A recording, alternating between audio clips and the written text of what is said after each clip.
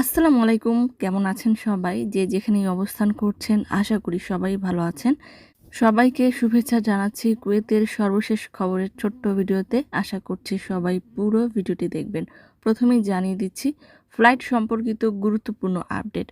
কুয়েতের বাইরে অবস্থান করা প্রবাসী এবং কুয়েতের ভেতরে অবস্থান করা প্রবাসীরা অনেকেই উদ্বেগের দিন কাটাচ্ছেন ফ্লাইটের ব্যাপারে। আন্তর্জাতিক উত্তেজনা এবং যুদ্ধের কারণে কুয়েত সহ মধ্যপ্রাচ্যের বেশ কয়েকটি দেশের আন্তর্জাতিক ফ্লাইট বন্ধ রয়েছে। তবে সীমিত আকারে বিশেষ কিছু দেশের নাগরিকের জন্য এই ফ্লাইটগুলো বিশেষভাবে পরিচালিত হচ্ছে, যা অনেক প্রবাসীরাই বুঝতে পারছেন না। সারাক্ষণই ফ্লাইটের ব্যাপারে বিভিন্ন ধরনের তথ্য জানতে চাচ্ছেন। কুয়েতের বাইরে অবস্থান করা কুয়েতি নাগরিকদের জন্য কুয়েতে ফিরিয়ে আনার ব্যাপারে কিছু ফ্লাইট পরিচালিত হচ্ছে সৌদি আরবে। সৌদি আরবে আসার পর তারা বাসে বা গাড়িতে করে কুয়েতে পৌঁছাবে। তবে কুয়েতের বাইরে অবস্থান করা সাধারণ প্রবাসীরা যে সৌদি আরব হয়ে কুয়েতে প্রবেশ করবে এমন নির্দেশনা এখনো পর্যন্ত দেয়া হয়নি। তাই এমন যারা চিন্তা ভাবনা করছেন সৌদি আরব হয়ে কুয়েতে প্রবেশ করবেন সাধারণভাবে, তারা আপাতত এই চিন্তা ভাবনাটি বদলে ফেলুন। ধৈর্য ধারণ করুন, ইনশাল্লাহ পরিস্থিতি বদলে যাবে। আবার অনেকেই কুয়েত থেকে বাংলাদেশে যেতে চাচ্ছেন, তারাও অনেক ধরনের মন্তব্য করছেন কিভাবে যাবেন, ফ্লাইটের ব্যাপারে আপডেট কি। আন্তর্জাতিক ফ্লাইটগুলো তো এই মুহূর্তে বন্ধ রয়েছে। সাধারণেরা সৌদি আরব হয়ে বাংলাদেশে পৌঁছাবেন এমন কোনো নির্দেশনাও সরকারিভাবে প্রদান করা হয়নি। তবে বিশেষ কোনোভাবে পারা যায় কিনা সেটি বলা যাচ্ছে না। তবে যারা প্রতিবেশী দেশের নাগরিকেরা রয়েছে, কুয়েত তাদের জন্য একটি ব্যবস্থা করেছে। জাজিরা এয়ারলাইন্সের মাধ্যমে মিশর, লেবানন, তুরস্ক এই ধরনের প্রতিবেশী দেশ যেগুলো রয়েছে, তারা তাদের দেশে যেতে পারবে সৌদি আরব হয়ে। তাদের ব্যাপারে সিভিল অ্যাভিয়েশন কর্তৃপক্ষ একটি নতুন নির্দেশনা জারি করেছে। কুয়েতের জাজিরা এয়ারলাইন্সের যাত্রীরা এখন থেকে মিশরেফ এলাকায়, যেখানে মেলা প্রদর্শন হয়, পূর্বে যেটি ভ্যাকসিন সেন্টার ছিল, সেখানে মাল বুকিং দিতে হবে। সেখান থেকে বোর্ডিং পাস নিতে হবে। ফ্লাইট রিলেটেড সকল ধরনের কাজ মিশরেফ আন্তর্জাতিক প্রদর্শনী মাঠের ৮ নম্বর হলে সম্পন্ন করতে হবে এবং এইসব কার্যাবলী ফ্লাইটের ১৭ ঘন্টা পূর্বে করার জন্য নির্দেশনা দেওয়া হয়েছে। পূর্বে জাজিরা এয়ারলাইন্সের কাজ এয়ারপোর্টের পার্ক অ্যান্ড ফ্লাই বিল্ডিংয়ে হতো। এখন 18 মার্চ বুধবার থেকে এটি পরিবর্তন করা হয়েছে। বর্তমান নির্দেশনা অনুযায়ী জাজিরা এয়ারলাইন্সের ফ্লাইটগুলো সৌদি আরবের কায়সুমা বিমানবন্দর AQI থেকে পরিচালিত হচ্ছে। যাত্রীদের কুয়েত থেকে বাসে করে এই বিমানবন্দরে নিয়ে যাওয়া হবে। সেখান থেকে তারা তাদের নিজেদের গন্তব্যের উদ্দেশ্যে রওনা হবে। জাজিরা এয়ারলাইন্সের ওয়েবসাইটে তারা টিকিট বুকিং করতে পারবে। বর্তমানে জাজিরা এয়ারলাইন্সের গন্তব্যস্থান হলো Al Ain, Alexandria, Asyut, Cairo, Luxor, Amman, Istanbul এবং কলম্বো। অর্থাৎ সাধারণভাবে বাংলাদেশ, ইন্ডিয়া, পাকিস্তান অর্থাৎ সাউথ এশিয়ার দেশগুলোর প্রবাসীদের জন্য এখনো পর্যন্ত নির্দেশনা আসেনি। তবে আশা করছি খুব শীঘ্রই তাদের জন্য কোনো ব্যবস্থা হয়ে যাবে। জানিয়ে দিচ্ছি পবিত্র ঈদ উল ফিতরের আপডেট। কুয়েতের ধর্ম মন্ত্রণালয় থেকে পবিত্র ঈদ উল ফিতরের নামাজের সময় নির্ধারণ করা হয়েছে সকাল 6টা বেজে 8 মিনিট।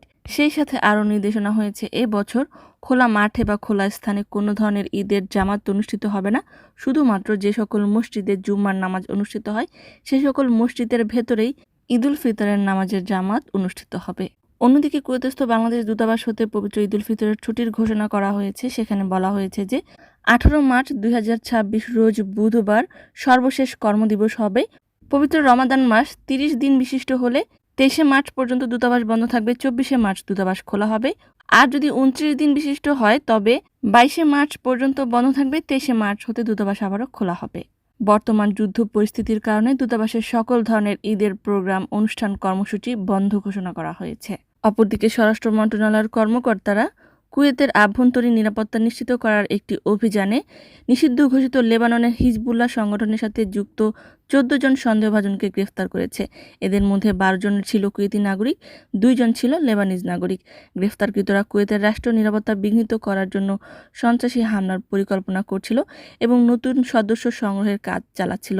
তল্লাশির সময় পুলিশ তাদের কাছ থেকে বিপুল পরিমাণ অস্ত্র ও গোলাবারুদ উদ্ধার করেছে। এদের মধ্যে রয়েছে হত্যাকাণ্ডে ব্যবহৃত বিশেষ অস্ত্র, ড্রোন এবং মোর্স কোড, বিভিন্ন মানচিত্র, ছবি এবং সংগঠনের ব্যানার, প্রশিক্ষণ সামগ্রী, মাদক এবং নগদ অর্থ। আটককৃতদের বিরুদ্ধে কঠোর আইনি ব্যবস্থা নেওয়ার লক্ষ্যে কর্তৃপক্ষের কাছে রেফার করা হয়েছে। জানিয়ে দিচ্ছি কুয়েতের 24 ঘন্টার যুদ্ধ পরিস্থিতি।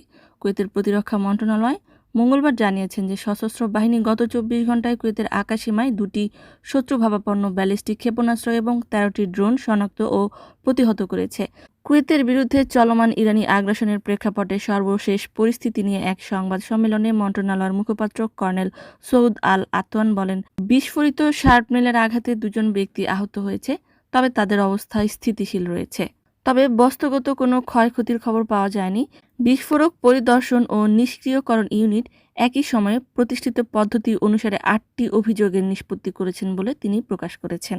মন্ত্রণালয় থেকে আরও জানানো হয়েছে যে আগ্রাসন শুরু হবার পর থেকে এ পর্যন্ত কুয়েতের উদ্দেশ্যে আগত বিস্ফোরিত 403টি ড্রোনকে প্রতিহত করতে এবং ধ্বংসাবশেষ উদ্ধার করতে সক্ষম হয়েছে মন্ত্রণালয়ের কর্মীরা। অন্যদিকে সংযুক্ত আরব আমিরাতের ফুজেরা উপকূলে কুয়েতের পতাকা ধারণকারী একটি তেলবাহী জাহাজের বুকে শত্রুপক্ষের ড্রোন হামলা চালিয়েছে, যে জাহাজটির ভেতরে তরলীকৃত পেট্রোলিয়াম গ্যাস এলপিজি মজুদ করা ছিল। সেখানে ট্যাঙ্কারের সামান্য কিছু ক্ষতি হয়েছে।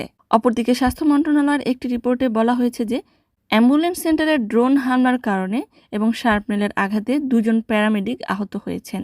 অন্যদিকে শিল্প ও বাণিজ্য মন্ত্রণালয় থেকে বলা হয়েছে যে কুয়েতে পর্যাপ্ত মাছ, গবাদি পশু এবং কৃষিখাতে স্থিতিশীল খাদ্য সরবরাহ নিশ্চিত করা হচ্ছে। আপাতত যথেষ্ট পরিমাণ খাবার মজুদ রয়েছে। এছাড়াও বিভিন্ন মার্কেটগুলোতে আসন্ন ঈদ উল ফিতর এবং যুদ্ধ পরিস্থিতি মোকাবেলায় যেন দ্রব্যমূল্যের মান না কমে যায় এবং মূল্য অধিক না হয়ে যায়, সে ব্যাপারে সার্বক্ষণিক অভিযান চালু রয়েছে। অনেকেই নতুন ভিসার ব্যাপারে কমেন্ট করেছেন। নতুন ভিসার ভ্যালিডিটি বাড়ানো অথবা কমানো অথবা সর্বশেষ ফ্রিল্যান্সিং ভিসার যে নতুন আপডেট এসেছিল সেটি বাস্তবায়িত হয়েছে কিনা এ ব্যাপারে অনেকেই কমেন্ট করেছেন। এই সকল বিষয়ে এখনও পর্যন্ত কুয়েত সরকার থেকে কোনো নতুন আপডেট প্রকাশ করেনি। এ সম্পর্কে জানতে পারলে ইনশাআল্লাহ আমি আপনাদেরকে জানিয়ে দিব। সে পর্যন্ত এই চ্যানেলের সাথেই থাকুন। জানিয়ে দিচ্ছি আরও একটি গুরুত্বপূর্ণ বার্তা। কুয়েতের আভ্যন্তরীণ সহ কুয়েতের বাইরে অবস্থান করা বিভিন্ন ধরনের চ্যারিটি অর্গানাইজেশন এবং দাতব্য সংস্থাগুলোতে ডোনেট করার জন্য কুয়েতি নাগরিক এবং প্রবাসীদেরকে সতর্কতা হিসেবে বলা হচ্ছে যে শুধুমাত্র সরকার কর্তৃক নির্ধারিত সাহেল অ্যাপস অথবা কাস্টমসের নির্ধারিত যে অ্যাপস রয়েছে শুধুমাত্র সেগুলোর মাধ্যমেই আর্থিক সহায়তা, ডোনেট বা দান করা যাবে। এগুলো ছাড়া অন্য কোনো ব্যক্তির কোনো প্ররোচনায় লিঙ্ক বা কোনো অ্যাপসে কোনো ধরনের ডোনেট না করার জন্য অনুরোধ করা হচ্ছে।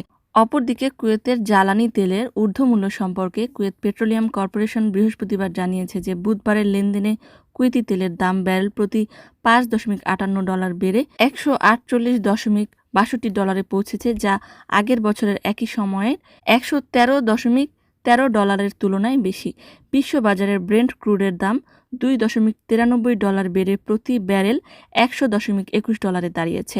অন্যদিকে ওয়েস্ট টেক্সাস ইন্টারমিডিয়েট ক্রুডের দাম $5.21 বেড়ে প্রতি ব্যারেলে $93.50 পৌঁছে গিয়েছে।